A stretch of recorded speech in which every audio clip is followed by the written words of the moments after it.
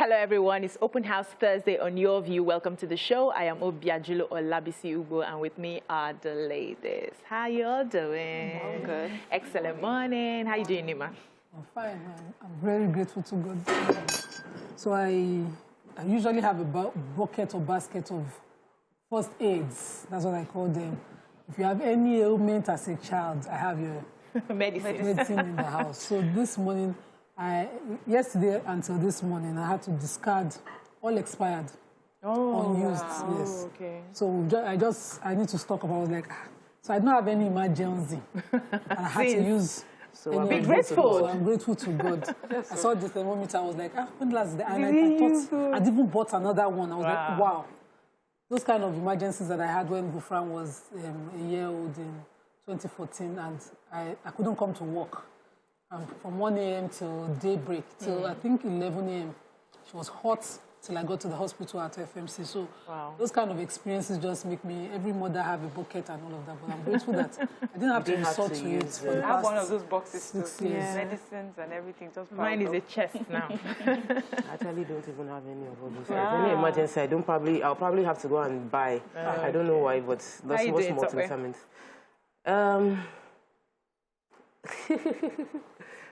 Yeah. You know,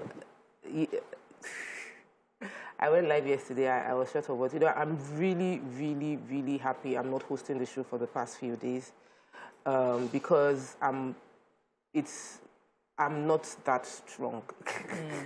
Let's just put it that way. And I'm very, very strong, but it's not. So you can dust off like that. It's not. It's not. It's not. Wow. You know, I am extremely grateful to God that we are not doing 1 minute silence for all the staff of TVC that died in the fire. I hope everybody can still hear me. I'm extremely grateful to God that it is not today we're doing remembrance service for the cameramen, for the drivers. We're not doing candlelight procession because anything could have happened. Yeah. And the moment you confront the fact that you can die, your perspective of life changes. There is nothing, if you like, call me goat. If you like, say anything. Whatever you say, I could have died. And I am grateful to God. And I am not going to come here and do like, I'm okay about it.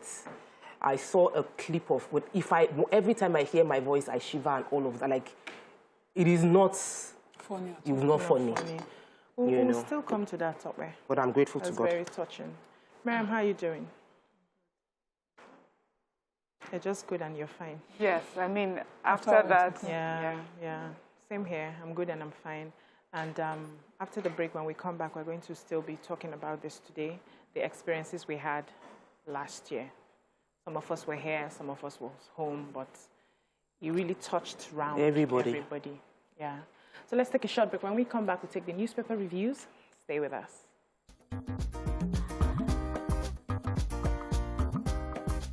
Stay tuned. Your View will be right back.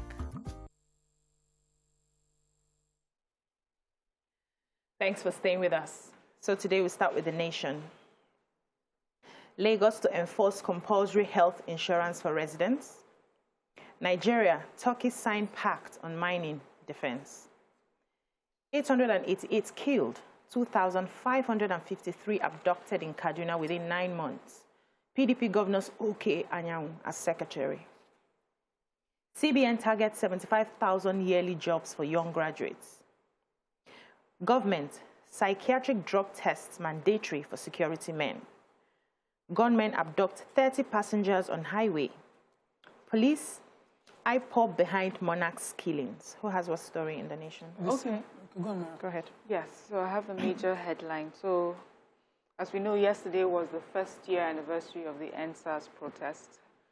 And in Abuja yesterday, the minister, Alhaji Lai Mohammed, was speaking, and some of the measures that have been taken since the protest and some of the demands that were asked. and, you know, just a feedback on what they have done so far concerning that protest against police brutality. And he says that it is now mandatory for policemen and those joining other gun-wielding security agencies to undergo psychiatric tests and drug tests going forward. And that's to check their ability, if they are capable mentally, you know, psychologically capable of handling weapons. The armed forces and allied agencies will also go through such tests periodically.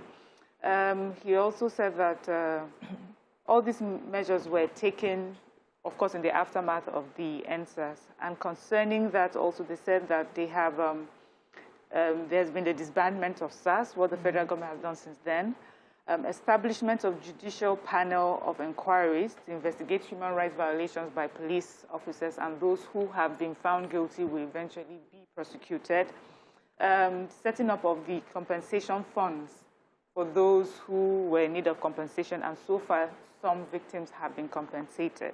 Alhaji Lai Mohammed also said that that the NSAS situation, that there were also, on the side of the military, 6 soldiers died and 37 policemen as well died. And he says that those people were human beings as well, that they have families as well. You know, that was according to him. And yes, 1 year since NSAS protest, and this is where the federal government is as of today. Thank you. So the CBN is targeting 75,000 yearly jobs for young graduates, and they've launched what is called TIES, the Tertiary Institutions Entrepreneurship Scheme. This is supposed to make available between 5 million to 25 million startup funds for young graduates. They'll do it in partnership with polytechnics and universities across the country, and they're hoping that, you know, students who have exhibited entrepreneurship excellence within certain institutions will be able to afford themselves this scheme. There's also a target of about 25,000 undergrads or, you know, young graduates, and then they plan to mop up people within 7 years post-graduation. So those that are below 7 years of NYSC can also afford themselves of this loan, of this scheme.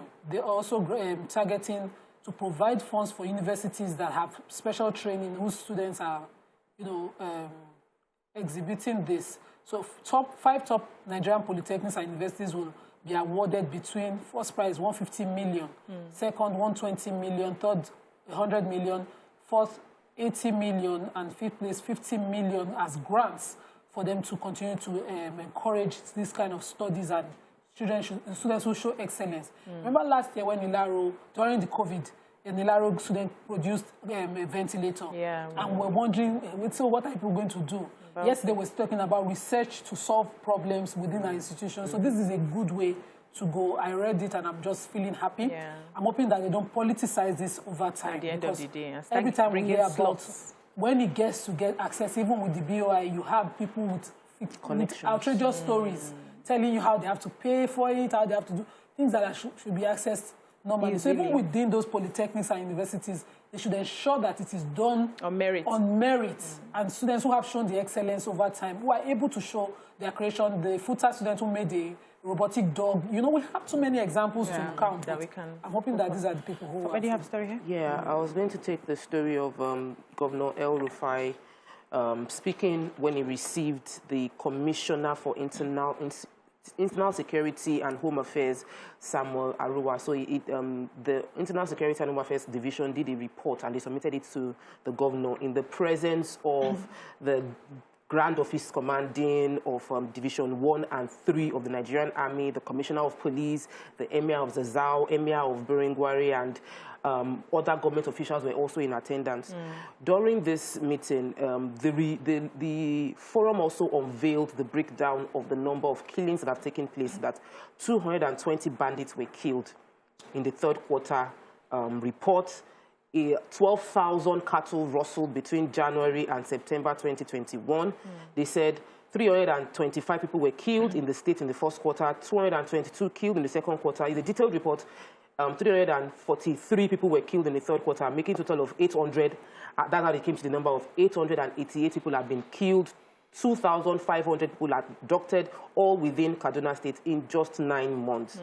And he advised a few things. One of the advice he gave was that there should be recruitment of 1,000 people from each local government out of our 774 local governments, that this will provide boots on ground because we don't have enough men that understand each terrain to solve the problems on the ground. And he also made some other recommendations and other stories out. Okay, thank you. So the Lagos State Governor Babajide Sanwo-Olu yesterday launched the mandatory regulation of the Lagos State Health Scheme. They are making it compulsory for residents, whether corporate or individuals, to own a health insurance scheme.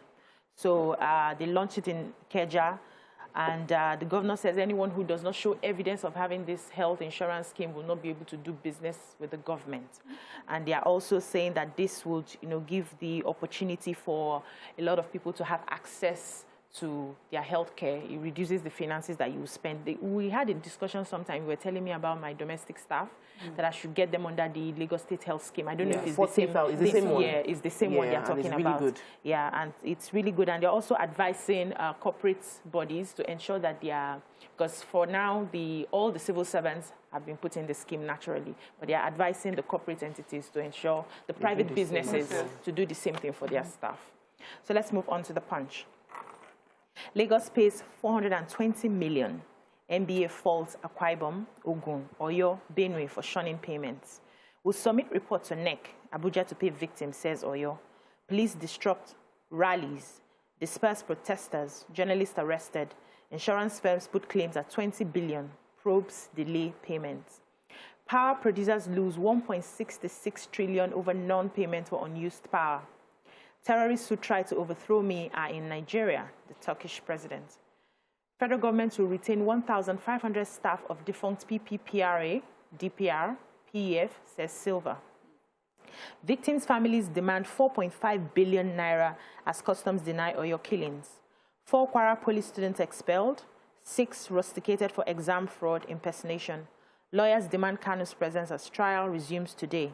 Bandits allegedly kidnapped over 30 travelers, steal cows in Niger. How Baba Ijesha defiled me with key, labeled himself boyfriend, minor.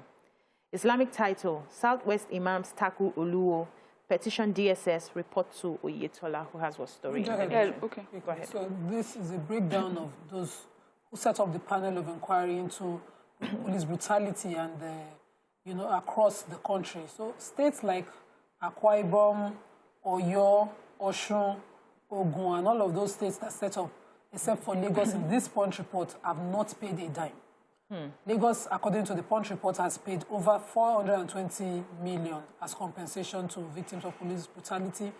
And Akwa Ibom, Oyo are all saying the same thing. Benue as well are saying, except for Ogun, they're saying that this is a federal issue and that they've done their inquiries, they will send their reports to Abuja and payments should come from the federal government, not states. I don't know what informed that decision, but they are insisting that's what they will do. But for Ogun gave no reason in the report as to why they have not paid. The Benue is insisting it's a police report issue. But the committee of insurers are saying that they have to pay about $120 million, $20 billion as compensation for those who have claims, who insured their properties, businesses that were attacked during that October issue that happened during the NSAS, and they've paid, say, about $9 billion of this amount dollars as compensation already. They still have to do much more. So that's what. All right, let's take a breather now. The newspaper reviews continue after this break. Stay with us.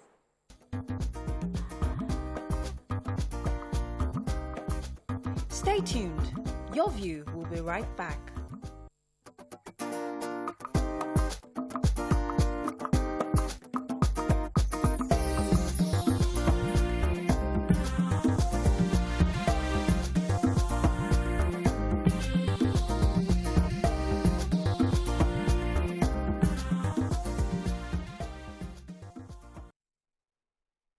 Thanks for staying with us.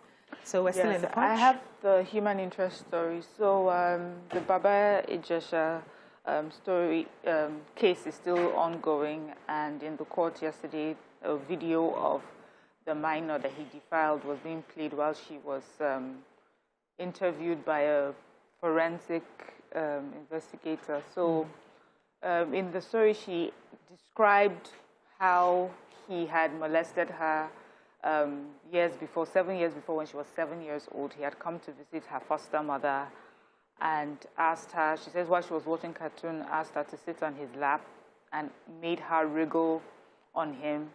And she said he cleaned himself up after that. She was just too young and too interested in the cartoon to pay attention. And he sent her to the bathroom to clean herself up. And she said the day after he came again, this is at 7, she's 7. He came again, and he said he had fruits for her mom. He followed him, and then he took the car key and used it on her, and then sent her off to her mom. That was 7 years ago. So at the time this one was recorded, that we all found out about it, she said when he came to the house, he was like, oh, now you're a big girl. Remember when you were a small girl, we used to play some games together. She said she had a phone underneath the throw pillow she was holding, hoping he would confess exactly what he did to her, because you could see she was trying to, get information from him. And then anyways, what we saw happened again, and that's what we're... The reason I took it is sometimes, when we tell these stories, in protecting the victim, we don't want to say exactly what happened, and so people want to explain things away. But maybe when you hear the details of how these people, what they say to children, what they do to children, how they make them feel, powerless, then we'll understand the crime that is being committed against these children, and always stand for children, the victims of this crime. I fear what we might lose at cross-examination, but I'm hopeful that, that the bench, that's the judge, whoever, the magistrate listening to this, has a proper understanding of this sort of abuses. There's a stage called grooming, where you're just, but it's still an abuse. You're slightly making it comfortable for your victim eventually. So preparing them for the main act. Do you have a story in the... Yes, so bandits allegedly kidnapped over 30 people, 30 travelers. This happened. The driver actually gave the report that he lost over 100,000 naira. These bandits wore military uniform, and they shot into the air. The driver of the bus is an 18-seater bus, so the passengers were traveling from Kebbi to Bayelsa on their fishing business, their fishermen, and they kidnapped people within that vehicle, 13 of them. They stopped 2 other vehicles together. It's a bend, so they jumped out of the bend and kidnapped, shot into the air, collected all they could, and took 30 people away. The police already confirmed the report that they know this happened, and that they are working hard that they're trying to acquire intelligence, that they're trying to get vital intelligence from the residents within the area, so that they can find these people out and rescue those that have been kidnapped so far. Wow. So families of persons allegedly killed and brutalized by men of the Nigerian Customs Service have been demanding compensation for their people. And so they had asked the agency to pay a total of 4.5 billion naira as compensation for the 4 residents that died that were allegedly killed at Ilesha, or Isheyin, or your state, on Saturday. So the House of Reps committee had another investigative panel, and brought the families together and leaders of the NCS, and they were carrying out claims and counterclaims. The leaders of the Nigeria Customs Service are saying that they did not kill anybody, but according to the stories of the family, they said they were chasing rice smugglers, and then they ran into that environment and started shooting in the air, and 4 persons died, 1 person injured and currently receiving treatment. So they have shared the money into the people that have died will be getting 1 billion. That's their family members, 4 of them, and then 500 billion, billion naira, and 500 million will go to the injured person who is still receiving treatment. Please let me take one story before we leave there, because this is major. The Nigerian Airspace Management Authority are reporting shortage of, they call them ATC. They are the air traffic controllers. So they don't have controllers, not enough controllers, and these are vital before any plane. So now, The story has been ongoing. So the man is saying that they've already created a draft agreement, and they are appealing to the Minister for Aviation to sign and approve it, because right now they are using retired controllers and non-staff to handle the affairs, and I don't think it is safe for... All right, let's move on to the Daily Sun. NSAS, protests in Lagos, Abuja, Cross River, others. Kanu's absence in court will escalate protest, agitation. Lawyer wants federal government. PDP governors meet over convention. Kaduna wants federal government to declare bandits, kidnappers, terrorists. El-Rufai. Alleged 5 billion fraud ex-minister Odua for arraignment November 22. Saraki accuses federal government of failure to resolve police brutality. Bandits abduct 13 passengers in Niger. Nigeria, Turkey signed MOU on energy, defense, mining, others. Who has what story in the Sun? The Turkish president and his wife were visiting the country, and according to them, they signed an MOU with the country in certain important areas: mining, security, and what's the last one? The president gave his reports, and the spokesperson also explained what the visit was for. They also opened a multicultural center somewhere in Abuja, opened by the First Lady. But then the one that made the headlines was that, you know, the Turkish president, in condoling with the attack that happened in Sokoto, said, I understand that the country is going through terrorism. Even my country is also going through terrorism. That the FETO group that carried out the treasonable attack on the president in Turkey are largely present here in the country. Wow. And Turkey has continued to share intelligence with Nigeria about that over the years. This is a country that, you know, is very strong on intelligence. I love the way they exposed the Saudi involvement in Khashoggi's death at the time, based on intelligence again. So this is not a country that gives intelligence to Nigeria in a doubtful way. It's a country whose intelligence should be treated. You know, the problem for me is how our people will treat the shared intelligence. Reports. Every time we explain away, you know, things that will help us, data and evidence that will help us. Let me take the ex-minister's story. The former Minister of Aviation, Senator Stella Odua, who is currently serving as a senator now, was removed in 2014, February 12, 2014, under allegations of a 255 million naira armored cars. And I remember the story because it was said that she made the NCAA, that's the Nigerian Civil Aviation Authority, to buy those vehicles at an inflated price. They had no business buying those vehicles. They bought at an inflated price. And there were many other issues, and the former president, Goodluck Jonathan, removed her. She's currently representing Anambra North Senatorial District, serving in the National Assembly, despite having a web of cases that EFCC has categorized as money laundering from that time. And now they said, barring any last-minute changes, she's going to be presented in court on the 22nd of November to address the issues. The total number is 5 billion that has been found to be laundered through the ministry she was handling under her watch. Without consideration. So the United Kingdom Foreign, Commonwealth and Development Office, FCDO, is mobilizing journalists in Kaduna State to drive discussions and increase awareness against barriers in girl-child education in Kaduna State. So the media engagement is in line with United Kingdom's resolve to contribute to global commitment to get 40 million girls into education and 20 million girls reading by the age of 10. And also their commitment, so their partnership with Kaduna State is just trying to show the commitment to the Sustainable Developmental Goal 4, which is achieving inclusive and quality education for all as proven vehicle for sustainable development. And the government of Kaduna State also says they have a project they call Second Chance Education Initiative.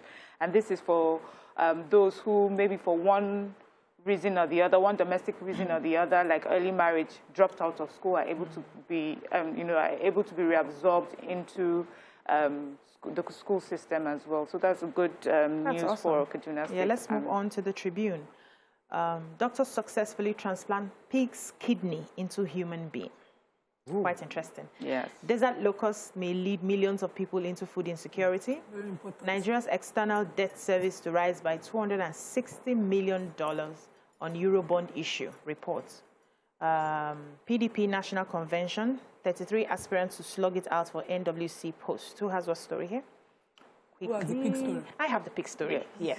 So for the first time, a pig's kidney has been transmitted or transplanted into a human being without triggering immediate rejection by the recipient. So they've been carrying out some of these experiments to find ways to help human beings, because they said, especially in the US, because this happened in, the procedure was done at New York University Langone Health in New York City, United States. That's research. Yeah, that's research. And they said they have over 107,000 people presently waiting for organ transplants. 90,000 of those ones are waiting for the kidneys. So they've been carrying out, some of this research.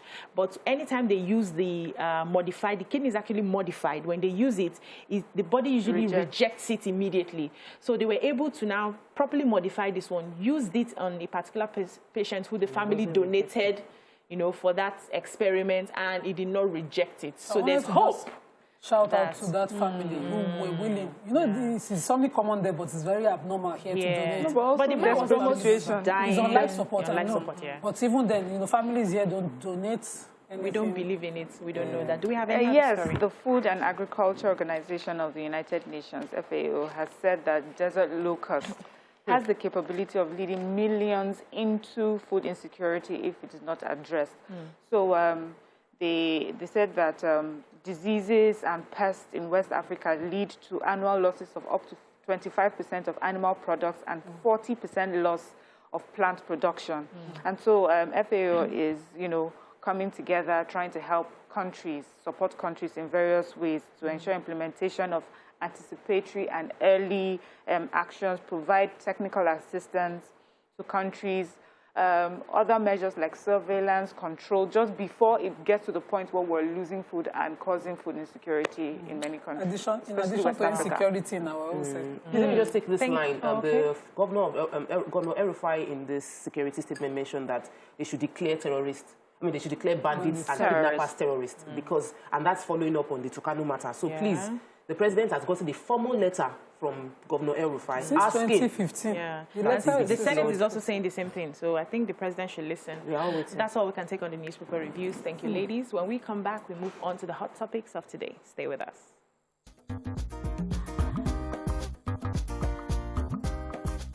Stay tuned. Your View will be right back.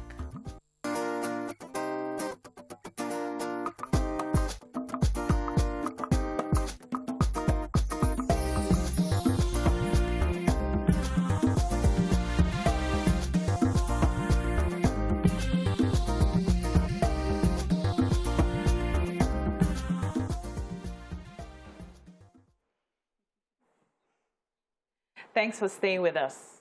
On this day exactly a year ago, about this time, to be precise, the infamous TVC invasion happened. The show was ongoing when large numbers of unknown armed men attacked our state-of-the-art facility, causing unquantifiable level of destruction and pain. Now, due to pressing family engagement, Morayo isn't here to share her ordeal, but Tope, you witnessed it all. Can you share your experiences with us? Okay, so I wasn't, I didn't think there was going to be like, come and share your experiences. I would say that I just came to do my job, and even though there was already sentiments around that things might be unstable, like it might be challenges to our, threat to our life, I didn't even think of it. I just felt like, no, after what happened on the 20th, yesterday on the 20th, no, we need to be here. We need to come and, how can they do that? Why would they shoot at innocent citizens, like with all sense of, I need to speak for the people, Morayo called me that, can I make it? And I said I was going to be here. He said she's going to be here too. So my husband had his reservations, and Stephen Akitayo called me and said, are you going to go to work? That it's going to be dangerous. I said, I'm going, that my house is not that far. We cannot keep us silent. And he said, dress smart. So as opposed to what I would have worn, I decided to wear sneakers and dress smart. And I got to the station, and my husband decided to bring me as well. So we were both around. The program started, and we knew it wasn't business as usual. It was not a makeup, or we didn't even do newspaper review. It was just straight to, this is wrong by all shades. You cannot shoot into protesters. You cannot do this. The government needs to do better. In all fairness, speaking truth to power. And I noticed a bit of scoring movement around, like a few people left the studio, and one of the floor managers walked into the studio, and because we were sitting at opposite ends, the person was behind Morayo, so Morayo couldn't see the person, and Morayo already had issues with, we're not hearing anything from upstairs, no sound, they're not talking to us. I saw the man say they have come into the complex, and it was as if the moment I said it was the last thing viewers heard. And we were wondering what are we going to do. They're already outside. Earlier in the morning that day, we heard gunshots. We were in TVC already, and we heard gunshots along CMD Road. So there were police presence already. And the first line of action for us was to barricade ourselves within the building, thinking, okay, we're safer here. Morayo tried reaching out to the commissioner of police, call everybody, we're in the studio, there are hoodlums outside, what is going on? My phone had died, my husband, I'm trying to let him know, where are you? And all of that happened until we went live. We both went live, and someone, we put chairs, and that's the funny part. Every time I see the destruction, we were securing ourselves with chairs at the back of the door. At the chair, at the door, at the building, everything was safe. Down, you know. So it just was very foolish. But well, we were reacting, and people were now saying that leave that place. So they are throwing fire into the building. And my thought was, they said the commissioner said we should stay here. I don't know whether it was commissioner, but she had spoke to someone in the police, and the person was like, "Stay put. We're sending people to you. That we can. If you go outside, you're going to fall into their hands. Stay put." Was sending people to you. So we all sat down in the studio thinking this was the safest place to be, until people online were telling us that I am watching you, I live around your area, the building is burning already.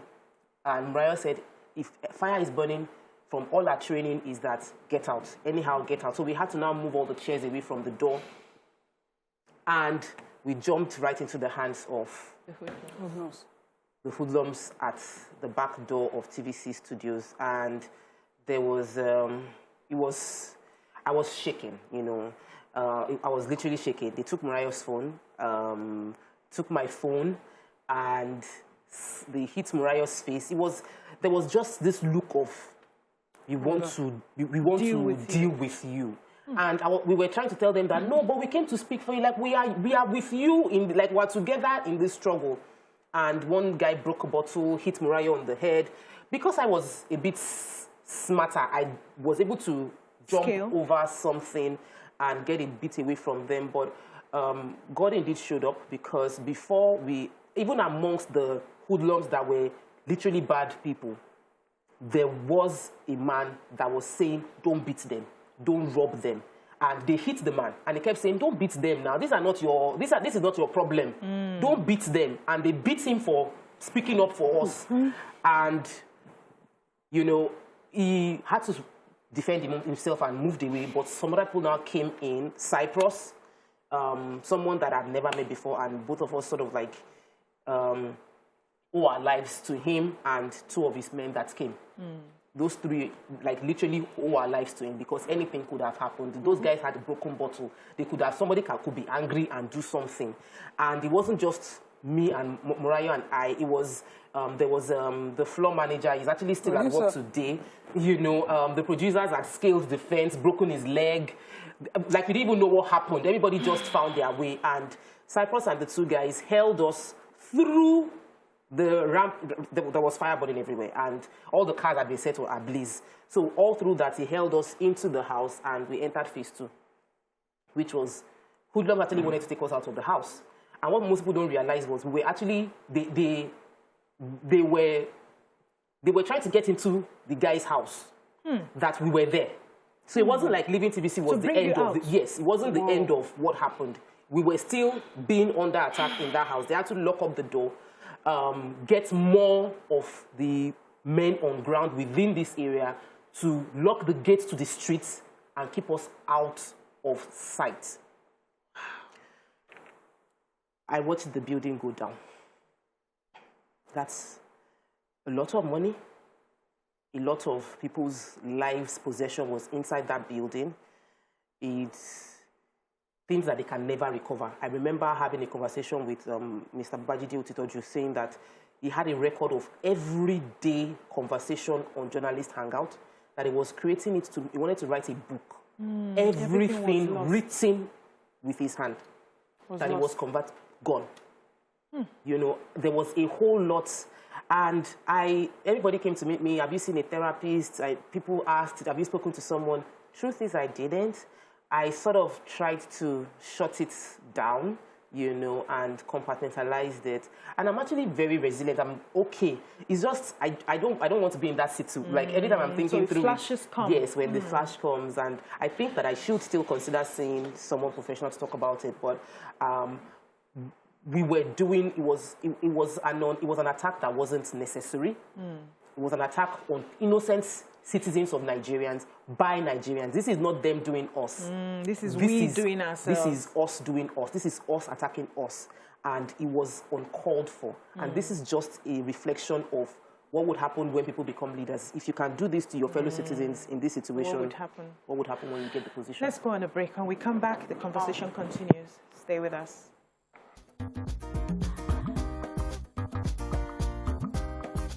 Stay tuned.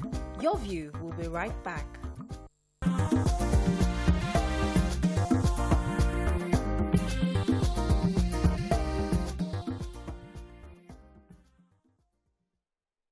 Thanks for staying with us. We're still reliving our experiences of last year. Nima, you ready? There's nothing for me, I just wanted to shut that door.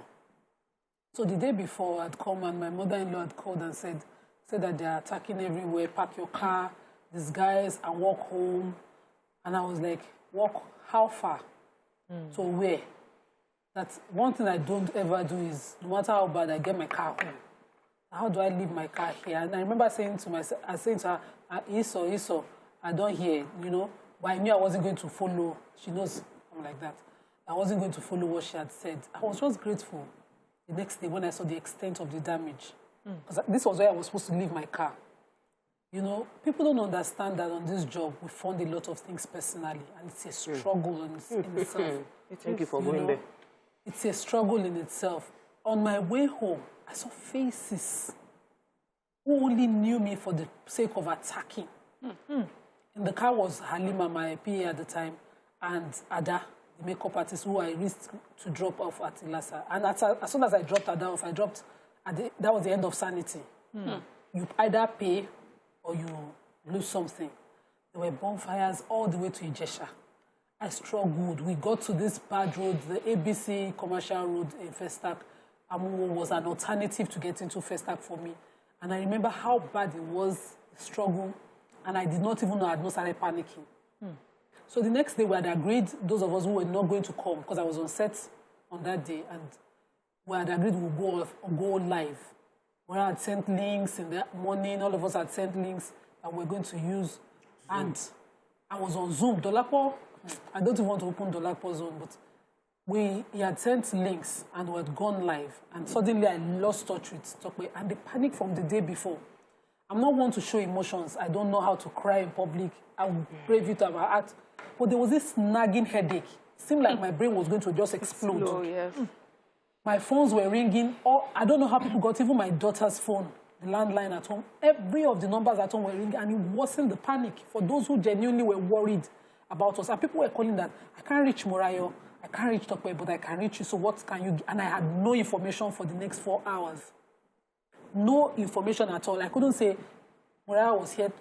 That wasn't panic. I don't understand when people analyze it from home. Maybe they know what the realities are when we do this kind of job and what the sacrifices we make.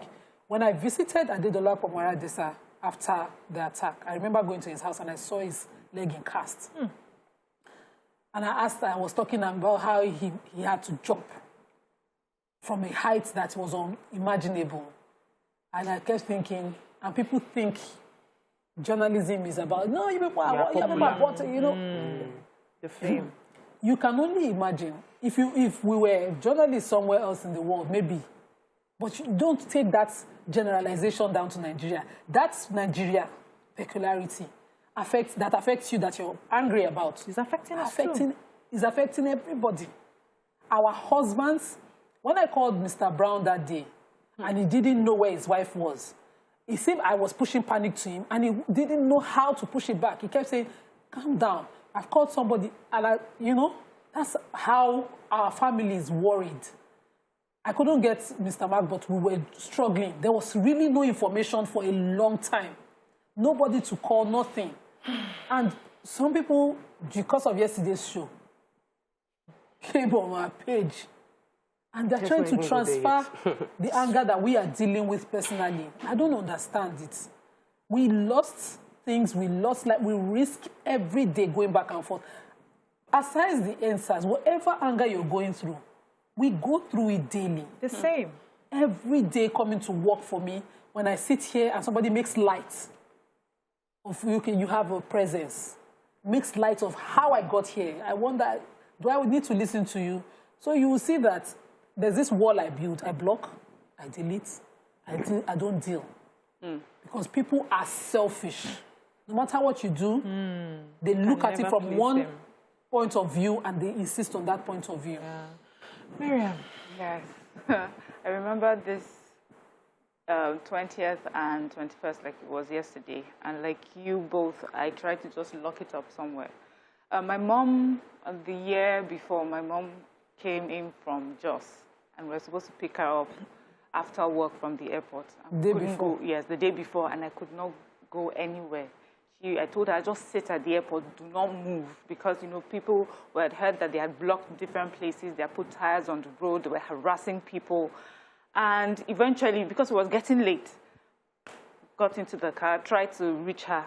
So she got into a taxi, and we said, okay, we'll meet somewhere in Ikeja. Before we got there, the anger on the faces of those young men on the road, warning us, like, oh, first of all, they were upset that you had a car that had tint. How dare you? Wind down! Yeah, definitely. I would never forget the anger and, you know, anger on their faces. Wind down. And then they kept saying, we're warning you, don't just come out tomorrow. So, you know, constantly. And when I picked my mom up, of course, growing up in just going through so many of these things, my mom kept saying, I'm uncomfortable about this. Who knows, if she had not come, maybe I would have found it comfortable to come the day after, you know, to work. But she kept saying, this doesn't feel right. I was like, it's like just. She says, no, it even feels, the anger feels so palpable. It's even more than just. I don't like the look on their faces. They look so angry. Just don't know what this may, you know. And I remember on our group, I said to you guys that, you know, everyone, this feels so much like in Jos when things are heating up. Let's just be careful. Anyway, on the day, we were on Zoom, and I would never forget how, at first, for the first few minutes, I just thought we lost connection. Then later, I started getting calls. People were like, what has happened to you people? I was a mess. I was, you know, tried to reach all of you, couldn't reach anyone. I think it was only YK I could reach, just looking for who to talk to, and BC, you know, who we could speak to, who... BC and I did a video. I mean, you guys know me. I would never come on space, on, you know, social media, and then I was, you know, appealing to people, just please keep them safe. No matter what you do, keep them safe. I was just so scared. On the back of that were threats. People were saying, oh, you are lucky you did not come. If you had shown up, you especially, you know, how dare you? Things like that. I'm like, so who are these people? Every day when we show up here and when we speak about what all of us are going through together. When this conversation started about police brutality, we were one of the people that started this conversation, bringing different people, giving them a platform to speak up. And then all of a sudden, we now became a scapegoat for some agenda, because I don't get it. I don't know what that was about. Because you cannot call any one of us here and say that we supported police brutality in any form. So if you now then harassed us, and you were willing to even take a life on this table, what was it about? It definitely was not about police brutality.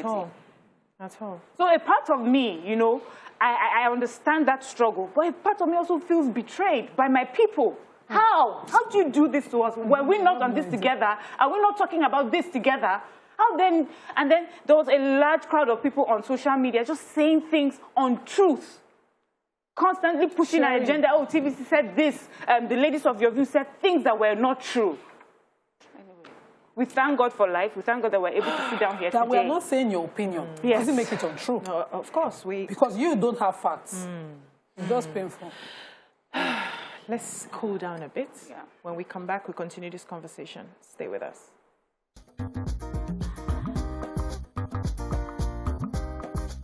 Stay tuned. Your View will be right back.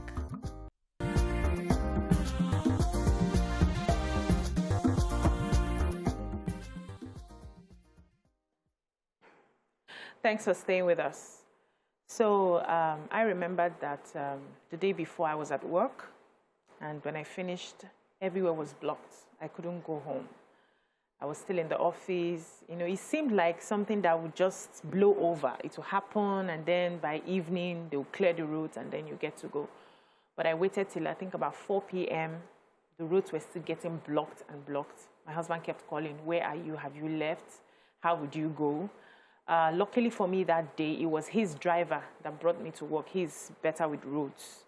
And then we had to start going. We'll get here, it's blocked. We'll turn around. We'll come to this place, it's blocked. You know, because I was heading to the island and everywhere was practically condoned off. Blocked. They were not allowing you to pass. Put down your glasses. How dare you have AC? Put it off. You're not feeling what you are feeling and all that. We begged our way through. I got lost several times in Surulere, and my husband kept panicking. Finally, I got home about 11 p.m. That's all the way. Thank God I even had fuel in the car that took me round. And I wasn't meant to be at work the next day. So my husband was like, in fact, for the rest of this week, I don't think it's safe for you guys to go out there. He was even advised, is there any way they can structure you in such a way that you do online? I said, no, I don't think we have, you know, the capacity to just go online on such a short notice. And then the morning I put on the TV, waiting to watch the ladies, I saw only Tope and Morayo, and I saw Miriam and Nima on Zoom. And in the middle of the whole thing, it just went blank. And I was panicking. What could have happened? Initially, I felt it was network. But then some people started calling, like, where are you? Are you at home? Where are you? I hope you're not at work. Something is happening. Something is happening. So I tried to reach Mr. Brown. In fact, I put my husband on standby. Please be calling Mr. Brown and Mr. Mack and find out the situation. If there's anything we can do. From everybody I knew, I called that day. I called Miriam. In fact, we didn't even know how to even describe what was happening. We started crying. We took the cry all the way to social media. The only thing in my head was pray for your girls, pray for your girls. So we just went on a live Instagram, and where I was crying and I was praying. They naturally call me Ndaboski for a reason. I don't show my emotions out there, but I couldn't. Everything that was in my head is what would happen if these two people lose their lives because they went for a job to serve? What would happen? And when people were calling and saying, you people, it's today you now decided to speak truth to power, I'm like, that is what we do here every day. I'm a regular person. This price of gas that is affecting everybody is affecting me. I use gas.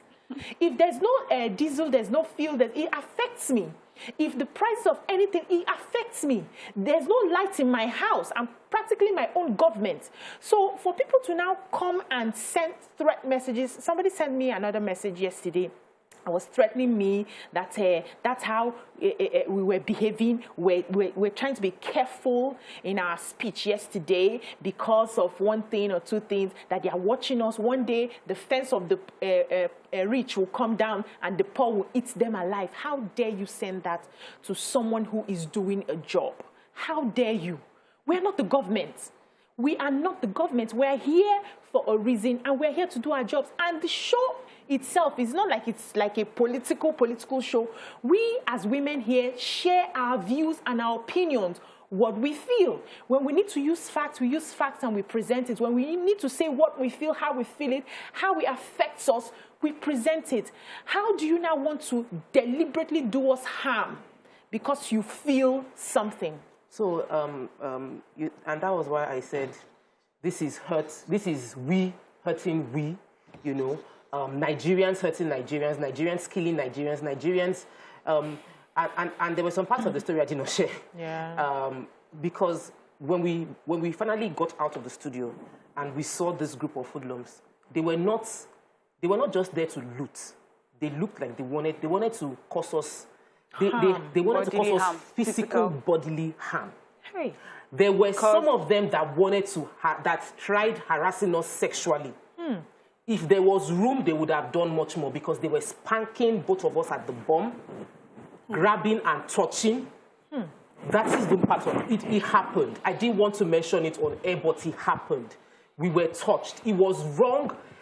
It was, at the end of the day, on this show, for talking, everybody, no matter I say several times, I've gotten suspended several times because I will talk.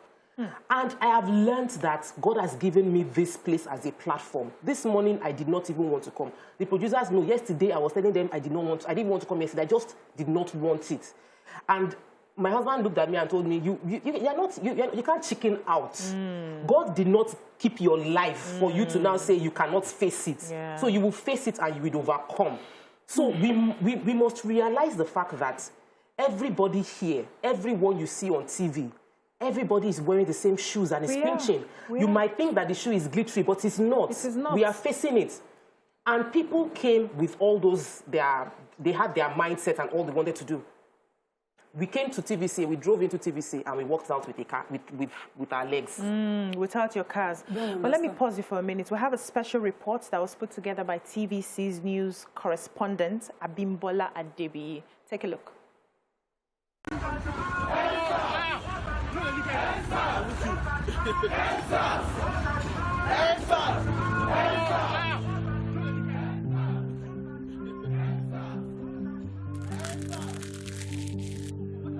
This is crazy. See, guys, see. Like, they've set the bus on fire. They've set TVC bus on fire.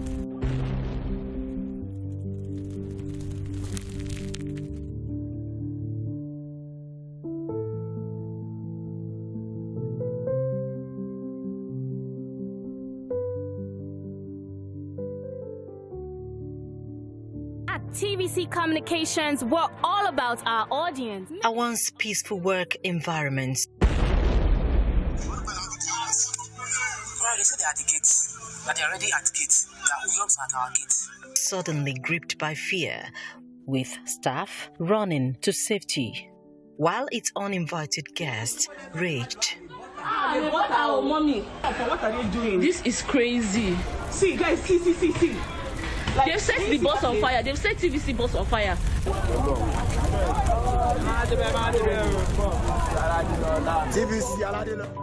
Gates flung open, thick black smoke billowing into the sky. The world-class TVC communications studio was up in flames. The entire building is on fire now. The entire building is on fire. They burnt all our cars. They burnt my car, burnt Morayo's car.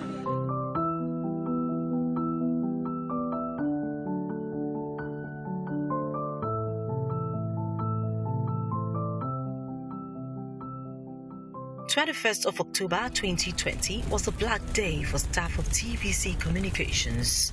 This was the aftermath of the nationwide EndSARS protests.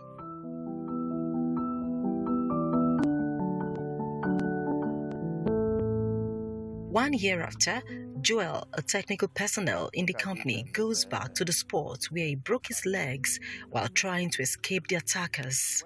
This is where it all started, that fateful day. When it happened, I was just trying to see how I can escape, because what was on my mind that day was how I can escape from this hoodlum. I wasn't aware, because once you are in the transmitter room trying to do one or two things, you will not even know what is happening around you until you come out. And what really happened was that I landed on the 2 feet and I landed on my heel, so I landed badly. If you can, as you can see now, till date, I cannot stand fully, because though I stand, but I cannot walk very well. This thing made me to be on the wheelchair for good 4 months before I could be able to stand. I was on the wheelchair for 4 months. I came to this place. No, my hand couldn't get to up. You see as high as it. Like Joel, many staff of the company scaled this fence in a bid to save their lives, not minding if they had a bad landing. Joel's gripping story paints a picture of the unimaginable things the mind can do in the face of danger. During my conversation with Joel, I attempted climbing the same fence, but it wasn't as easy as I imagined. It may have been 12 long months, but the images are just as fresh. This is what is left of the TVC Communications building. The last signal from this building, many will remember, was a live breakfast show that was abruptly interrupted by the strange visitors who were on a mission.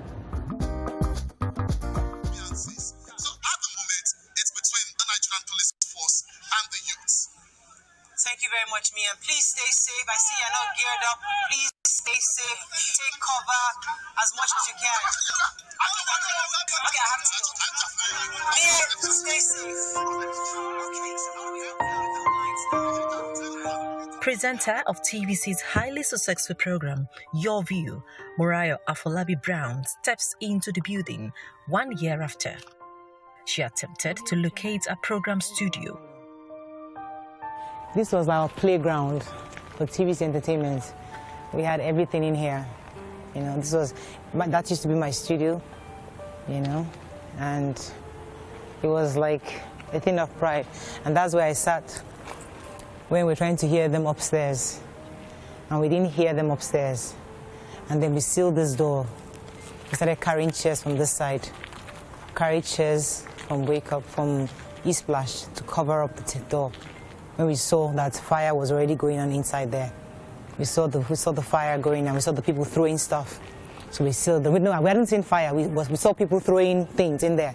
So we hadn't seen the fire. We had only seen people destroying stuff, and we now sealed it up.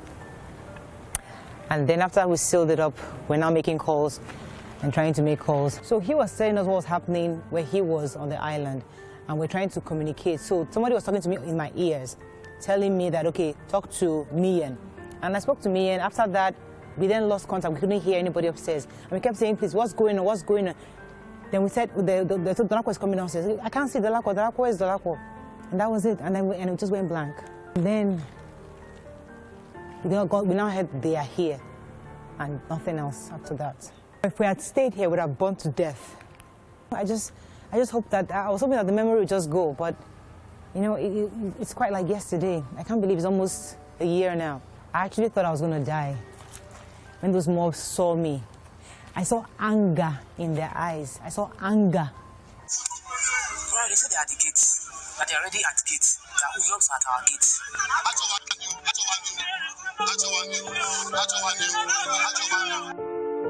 At the other end, 100 of youths are out there. They are not happy with the situation. And they are indeed calling on the government to ensure that those who are shooting at them should stop. Mian Akiri, one of the TVC correspondents, was live on the field, also goes back to Morocco in Lekki. The spot is stood to give live updates on the NSAS crisis, moments before the station went blank. I'm not saying all the police officers.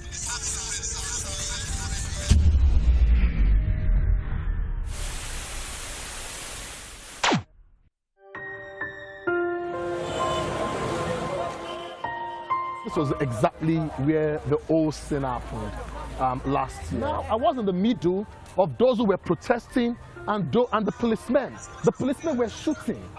And the guys here were trying to also move back. My cameraman at some point in time had to carry his camera.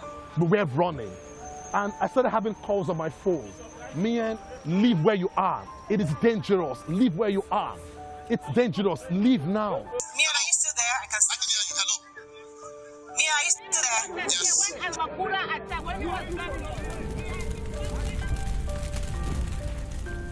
Their stories remind us of the events of that day. Cars were burnt. People's means of livelihood perished with no help in sight. All I can say is October 21, 2020 is a day no TVC staff will forget in a hurry. But thank God I'm alive today. It's not something I want to relive. It's something that was quite painful. But I thank God that we live to tell the story today. I thought I was going to meet the office the way I left the office. I thought I would see my colleagues. But the only thing I realized was the office was in flames. The office has been razed by fire. getting back to the office, I saw the world-class TVC News, a replica of the Al Jazeera building in Nigeria, up in flames. Less than 24 hours after the incident, rumors began to spread, suggesting that over 250 staff of TVC had lost their jobs due to the attack on the station. Every major news story is with many perspectives. But like a phoenix, the station emerged from the devastating situation, renewed and revitalized.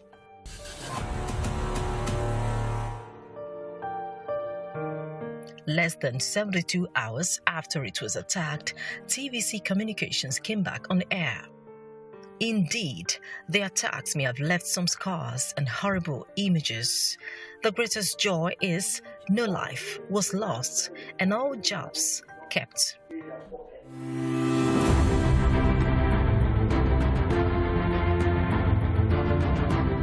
Abimbola Agbebi, TVC News, Lagos.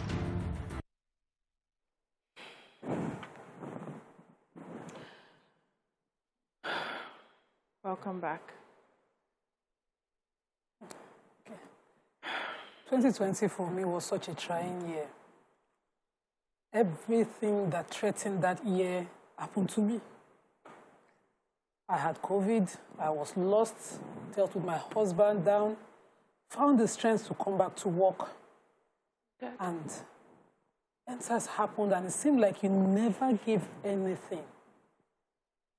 That rumor that Bimbo just touched in that report now, I met my neighbors having a reckless, careless, nonchalant conversation about the burning of the building and saying, she don't go even go work again. She for day the fire. I've never seen them. The conversation made me stop, look back, pick their faces, wonder, where did we cross each other? Just, I hate to use the word because I don't believe in envy. I think it's something that is far from me. But why? That whole year, everything that could hit me hits me. It reminds me every morning, I reflect on the verse of the Quran that says, Allah promises to test us. Says, I will test you with a bit of fear, hunger, loss in wealth, and lives, fruits, and give good tidings to the patient. Give good tidings to the steadfast. And I kept saying, be patient. I lost my father, my best pad in the most trusted person in the world. And I dealt with this, and somebody could. So when I don't blame, I'm not selfish. I can't deal. I don't care what you think you know. I don't care because you didn't bother to know what I've been through. You didn't care to. You didn't want to ask. You write your comments recklessly. You say them nonchalantly as if these people are made of stones. Just because they're in a position. But when you need that position. When you need help. You then come and ask for help. You know how many pro bonos have not made my firm stand? It's from the show. Let's take a break. When we come back, the conversation continues. Stay with us.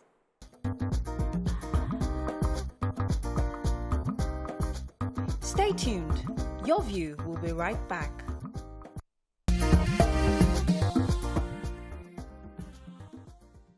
Thanks for staying with us. What did you feel when you watched the documentary? I don't like seeing, I don't like watching my clip because I go through that entire emotion again.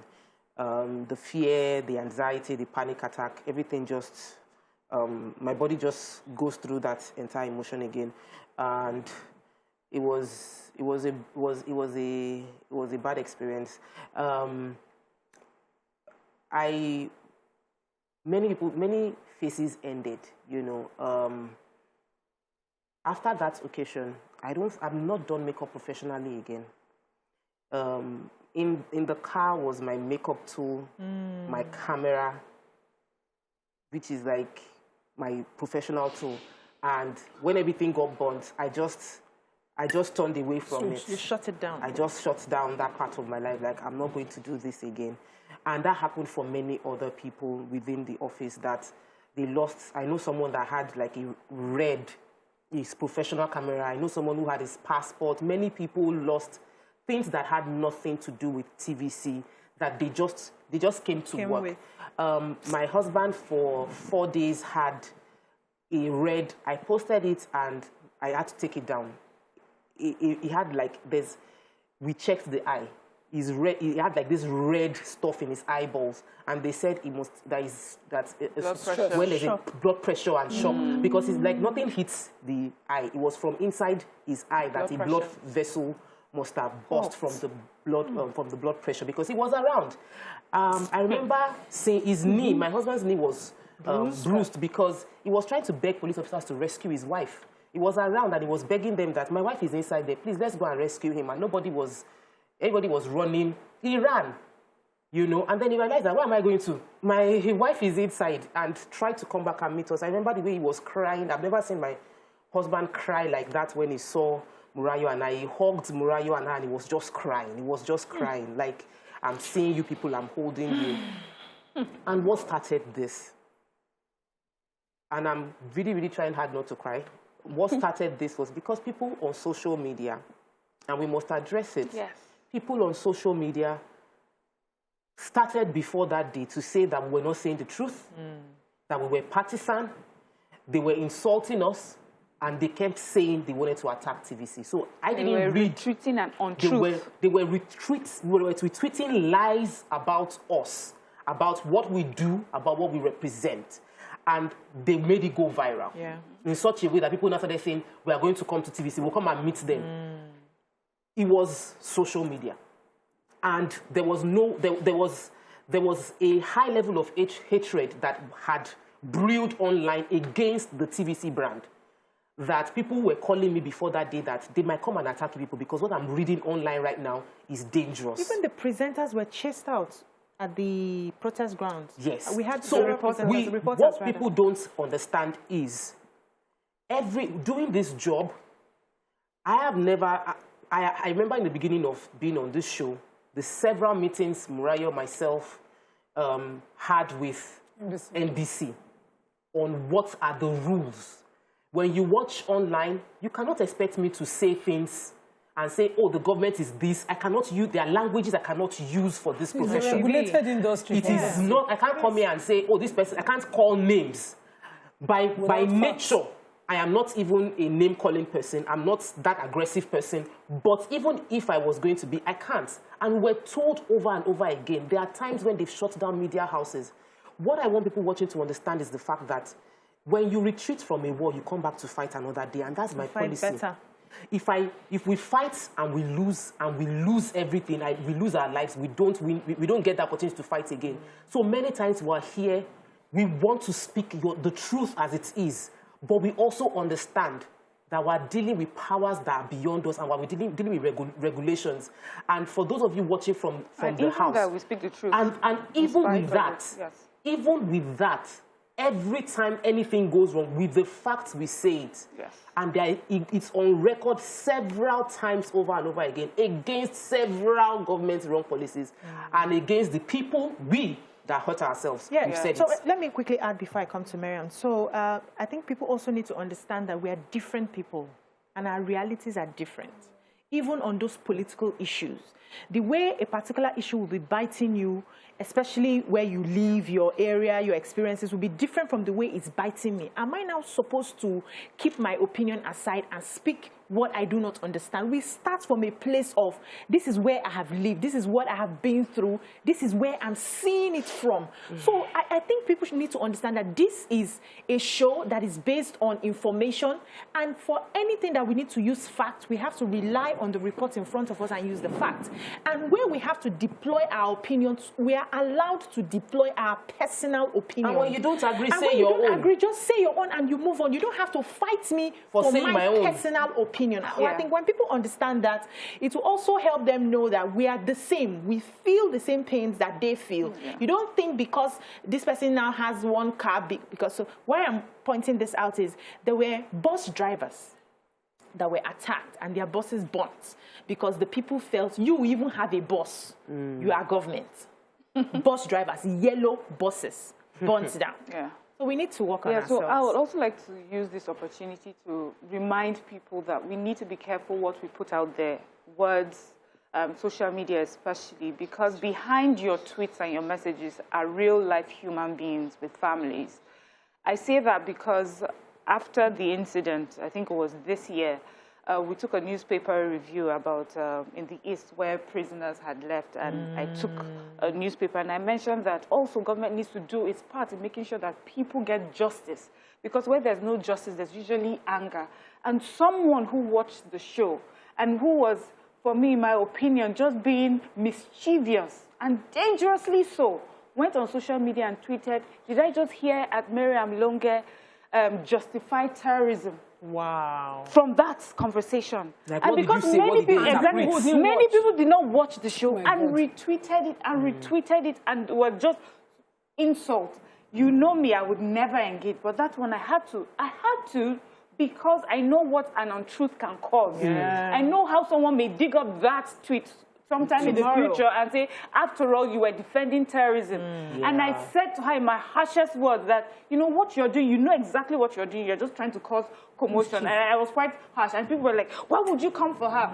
Some people came to me, I was like, why would you use such harsh tones? I said, do you remember a year ago what happened to my colleagues because someone was allowed to just retweet and retweet something that was not true? And so for me, if you come for me with untruth, I will come for you. Let's take a short break. When we come back, we'll take phone calls and messages. Stay with us.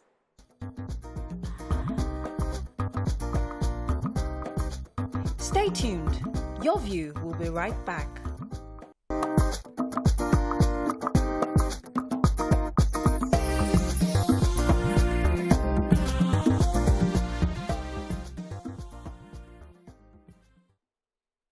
Thanks for staying with us. We have a caller on the line, Chudi from Ojodubega. Good morning, Chudi. Yeah, good morning. Obiajolo. Good morning, sir. Miriam. Good morning, Nima and Tope. Honestly, I have been shedding tears since the program started. Are you there? Yes, we can hear you. Yes. I have been shedding tears since the program. I didn't see what happened to Morayo and Tope, but I have to watch it this morning, and I broke down in tears. I thank God for your life. Thank you, sir. I thank God for preserving you, bringing you up to this moment to tell a story.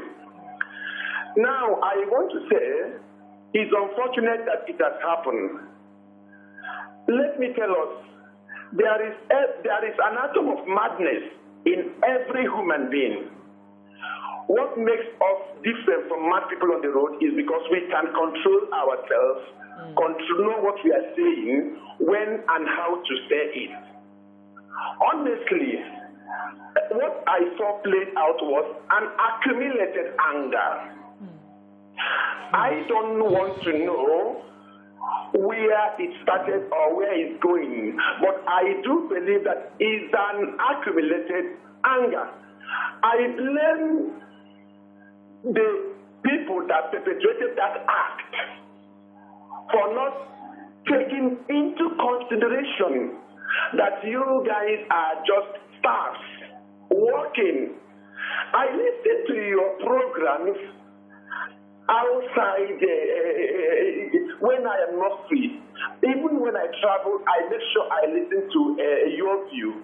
But I have not seen anything implicating about what you have been saying. You are on their side. You are with them. You are actually working for them. Let me just tell you the gospel truth. If this thing had happened to NTA,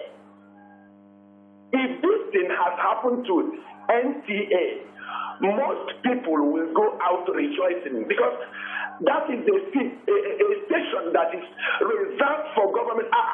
For 20 years, I have not watched NTA. For 20 years, but it is as it may. I just pray God should heal this land. Amen. Heal us. Let what happened last year not repeat itself again. Amen. Thank you, Chudi. Thank you so much, Judy. So I don't even think it should happen to anybody. I think we need to understand how to channel our grievances. So we are upset with the government and policies. And the next thing is to ask ourselves, how do we make this much desired change? And go ahead and make it. We have said that we are looking at 2023. Right now, even young people do not have a leader till today. In a few months' time, you just hear everybody's looking for somebody and everybody's looking for somebody. So we need to just find a way to channel our anger, channel our hate in the right, to the right channels, if I may say so. And I also remember that that particular day, one of our producers, Dolapo Maradesa, broke his leg while he was trying to scale the fence. And it took him how many months? A whole year. He just started wearing shoes. I was just joking about it. I said that he started wearing. He has lost an inch. Yes. He's definitely going to limp all the rest of his life. Just like the other guy that they took the Just like the other guy that we saw in that one was on the wheelchair. I remember the director of news visiting him, and she was sharing with me. Saladin was sharing with me that he is in such a bad state when I went to see her post the attack. And she was wondering how he would get over it. That, the guy is on a wheelchair. He might be on a wheelchair forever. They were worried. These guys had to be in therapy for a long time. So when we do things and we don't have the gift of foresight to take a comprehensive look at what the consequence might be, do you break the pot to kill a rat? Not at all. Let's take this call. Toby from Ikotun. Good morning, Toby. Good morning, ladies in the studio, man. Good morning. Go ahead. Good morning, everyone. Good morning. Watching the flashback of TVC this morning just make me feel like crying again. Just like I've been watching this show for like 6 years now, and watching this again because I watched what happened the other day when Mrs. Tope and Miss Morayo was on air. And I believe may God stress TVC to go more higher, and may God bless Nigeria, because it's not easy. Because I feel like crying again, watching it again, because it wasn't easy, because I saw the pain when they were on air the other day, and I saw what they are passing through. And I believe the issue we have in Nigeria is that people think every TVC, every TV station are just gonna come there, say whatever they like without following what the MPC are going to say, or without following each protocol of every organization. But maybe it's because of that aggressive, because people posting on social media, saying different kind of, I've been following on social media, and I know what people are saying. That is why people just feel like going to TVC to bond or to do one or two things. But I believe people never discover their mistake, that they are making some errors when people are not here because they say what they like, they say, post anything. So I believe, may God bless TVC. Thank you, Toby. So for me, I want us to also, positive. Yes. The way forward now. And, we hurt, but we also understood. We can also, how it is that you understand why it happened, why it started. We're all together trying to fight against police brutality. So I don't want us to forget those who honestly and innocently, had come together to protest police brutality. And when we talk about the NSAS protest, we talk about all those who they did not they did not carry arms, they did not pick up sticks. They were peacefully gathered, to push this message. So for that, we all are on the same page concerning that. But going forward concerning how we treat each other, we need to start from the way we talk to each other. We need to also understand that when we don't understand something, we can ask for it to be explained to us. Give people the room and the grace to explain and the benefit of that, the grace to explain to you what they mean. We're one country, we're one people. We all want this place to work. Everybody, no matter where you are in this country, everybody needs for this country to work. We have children, we're giving birth to children, they're going to school. We want them to grow up into a country that they are proud of and they can live peacefully in. So we're in this together, and that's my own. And I would like for us from now on to move positively together, forward. So let me quickly say that, of course, I agree with what you said. I was consistent in making the separation. TVC wasn't burnt down by NSAS protesters. I don't think so. I don't believe so. And no investigation proved that it was burnt down by NSAS protesters. The station was burnt down by criminals and hoodlums who deliberately had an agenda. There was looting. It was not, there was looting before the burning. So that was an attack. And I want to appreciate the management of TVC. I want to appreciate them because the thought was that everybody would lose their jobs. It would be impossible to recover. It's been a journey. I won't say we have recovered, but there was a very high level of determination not to be taken down. So I want to appreciate the management of TVC for preserving the jobs of everyone, for taking the time to ensure that they checked on everyone, for taking the time to quickly put the station back together. People were complaining on air, we are not hearing you. You people, the video quality is not good. Did you know what they burnt? Do you know billions that was invested into this station that got burnt? We are still recovering. And so I am happy that the company made the step to keep it all together. And then on a positive note, I cannot deny the love. Oh my goodness. I never knew that you could love me like this. Let me pause you a bit and take this call from Etsu. Etsu from Mina. Good morning, Etsu. Hello. Uh-oh. The baby's talking. Oh, the baby that called. Hello. Yeah, so let me mention before I come to Nima that one of the reasons we had only one producer that day was because the others could not make it because of everything that was happening, and he single-handedly decided to come and produce the show for that day, just for both of you that were on. But we're grateful to God as well that he's okay now. He's back to working. He's back to producing the show. Please, we have some small good stories to tell. No, there was plenty. The love was plenty. Yes. It was massive love. I'll start from my community at home. So for those who didn't show love, they don't watch the show. They don't know the sacrifices that you make. When I got to Satellite Town the day before, I told you guys that the guys were attacking and saying I can't drive past. They don't know. Somebody had to tell them where I was. They were drunk. They were on drugs immediately, smoking and drinking, highly intoxicated. So they were not the people who understand what the kind of dream of Nigeria that would not make someone like me just find a way to move out. You know, find the easy way out.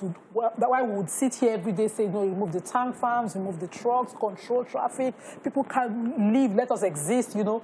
These ones don't know, they don't care. If they put money down, those ones will just say, as long as it's called that survivor. They don't know what survivor is. Survivor is that, you know, in the face of you trying to survive, you are concerned about the interest of those who might not be able, around you, who are also struggling to survive. You're taking into cognizance other people's interests. When it requires you call out authority, you do that. But this is a regulated industry. We cannot sit here and run a show without the NBC. And around the world, even in the Britain of Britain, in the US of A, they regulate the media. Yes. So because I don't understand. Well, let's talk about the love. Let's talk about the love. We need to thank those who showed us love. Let her finish. The love is only possible if you know the sacrifices and the extent of the job. True. The impact of the show. True.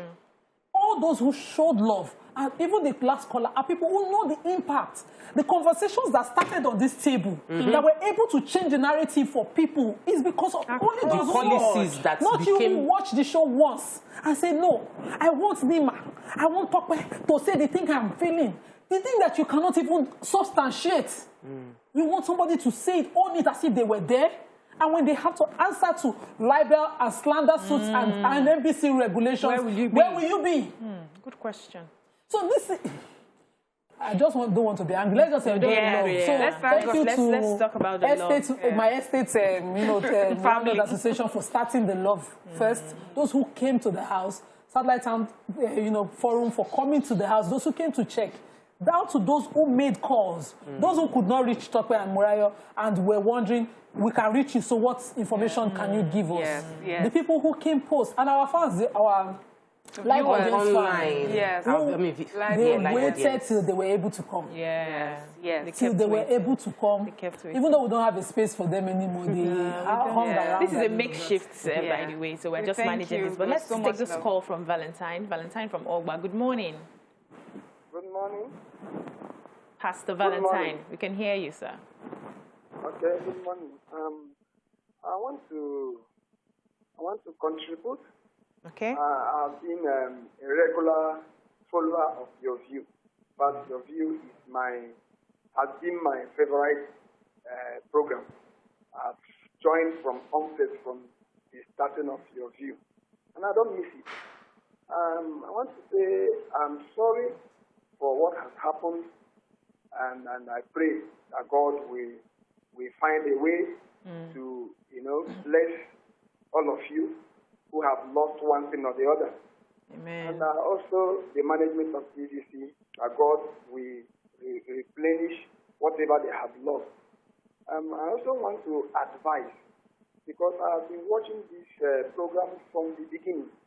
I want to advise, just like the way when callers we call and begin to say things against individuals or government, the people will try to see how you can, stop them from doing that. I just want to advise that, you that are hosting the program to also try and watch the kind of things you say.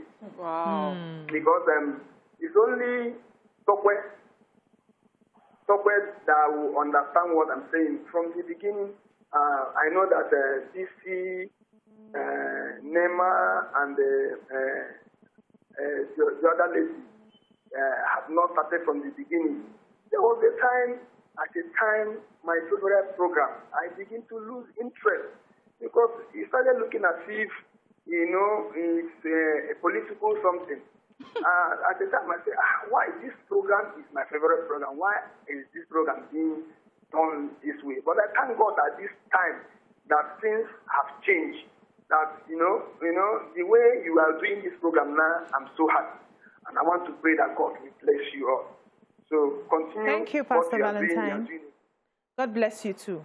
Pastor Valentine, I was that he cuts phone calls. So I'll tell you, the truth is some calls need to be cut. And most times, the calls actually cut by themselves.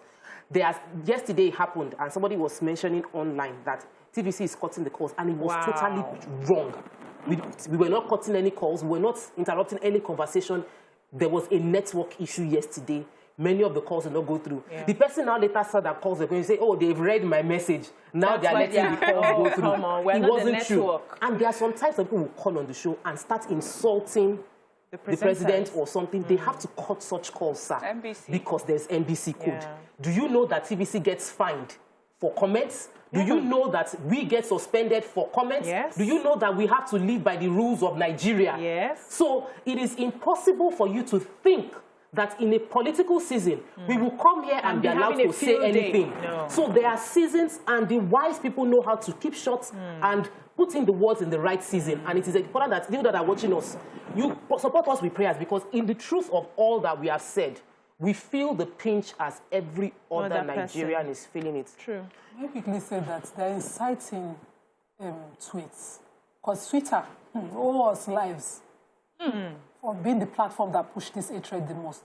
So they were inciting messages, unfounded messages. They would pick videos from Central African Republic war, say there's civil war that happened, post it and say Fulani headsmen and all of these things. Yes. And they will share it. We're wrong with and that's the truth. No, that's the truth you are basing as the truth. We as journalists know the facts.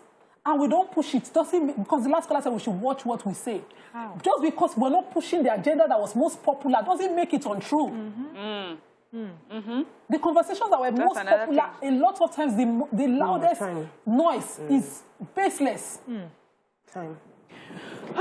Yes. We're wrapping up. Let's take your final words, Miriam. Okay, so my final words is I would, first of all, I want to thank all those who have shown us love and support. I remember when this was happening last year, there were people calling and crying, feeling it like they were right here with us, and they've been with us through the years.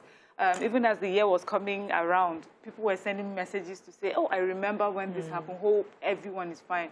So for all of you that show us love and support, we thank you. And, you know, may you never have to go through what we went through. May you, your loved ones be always, may your loved ones be safe always. When they go out to work, may they come back safely. Thank you. And I also want to say that to all Nigerians, that we should let love lead. No matter how angry, no matter how upset we are with things, we should never degenerate to a point where we start hurting and harming each other. We are the same. We are united in this fight. If Nigeria is better for one, Nigeria is better for all. That's all we can take on the show today. Join us again tomorrow. Bye-bye now.